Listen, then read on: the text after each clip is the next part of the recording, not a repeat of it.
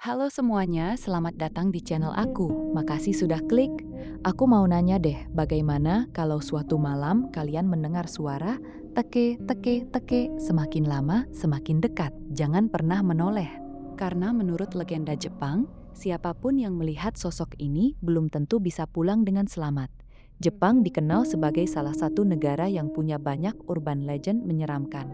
Dan salah satu yang paling terkenal adalah teke-teke. Kalau dibandingkan dengan hantu-hantu lain, teke-teke sebenarnya tidak punya penampilan yang rumit. Justru kesederhanaannya yang membuat banyak orang merasa ngeri. Dia hanya seorang perempuan dengan tubuh bagian atas saja, tanpa kaki, tanpa bagian tubuh bawah. Namun, dia bisa bergerak sangat cepat. Konon, lebih cepat daripada orang yang sedang berlari. Nama teke-teke sendiri berasal dari suara yang terdengar saat dia bergerak. Karena tubuhnya menyeret aspal menggunakan kedua tangan dan sikunya, muncul bunyi teke, teke, teke. Dan suara itulah yang dipercaya menjadi pertanda bahwa dia sedang mendekat. Nah, pasti kalian bertanya-tanya, dari mana cerita ini berasal? Versi yang paling sering diceritakan mengatakan, dulu ada seorang siswi SMA di Jepang. Suatu malam, dia pulang sendirian setelah jam sekolah. Cuaca di malam itu sangat dingin. Beberapa cerita bahkan menyebut salju sedang turun. Saat berjalan melewati rel kereta, entah karena terpeleset atau didorong seseorang, dia jatuh tepat ke jalur rel. Beberapa detik kemudian, kereta melaju dengan kecepatan tinggi.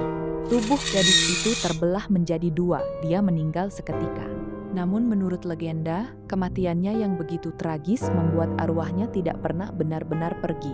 Sejak saat itu, dia mulai muncul di malam hari, mencari korban, dan mengulang penderitaan yang pernah dia alami.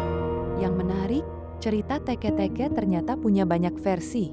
Ada yang mengatakan dia memakai seragam sekolah, ada yang menyebut wajahnya penuh luka, ada juga yang percaya dia membawa sabit. Versi lain mengatakan, kalau teke-teke berhasil mengejar seseorang, dia akan membelah tubuh korbannya menjadi dua, persis seperti nasib yang pernah menimpanya.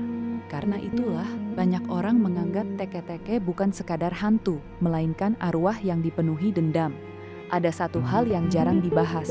Urban legend seperti teke-teke sebenarnya berkembang pada akhir abad ke-20. Saat itu, cerita-cerita horor menyebar sangat cepat di kalangan pelajar Jepang.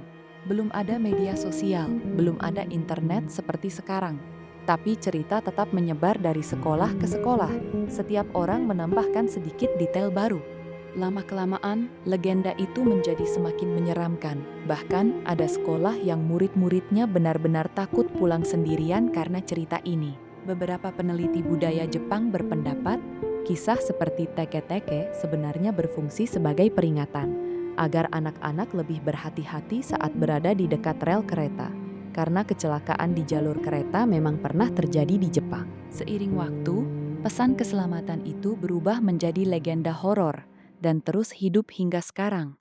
Meski begitu, ada juga orang yang mengaku pernah mengalami kejadian aneh, mendengar suara gesekan di jalan, merasa diikuti, atau melihat sosok perempuan tanpa kaki di kejauhan. Cerita-cerita seperti ini memang tidak pernah bisa dibuktikan. Namun justru itulah yang membuat legenda teke-teke terus bertahan, karena setiap generasi selalu ada orang yang mengaku melihatnya. Kalau dipikir-pikir, hal yang paling menyeramkan dari teke-teke bukanlah penampilannya kan, melainkan kenyataan bahwa sampai hari ini masih banyak orang Jepang yang mengenal cerita ini. Masih banyak yang enggan berjalan sendirian di dekat rel pada malam hari.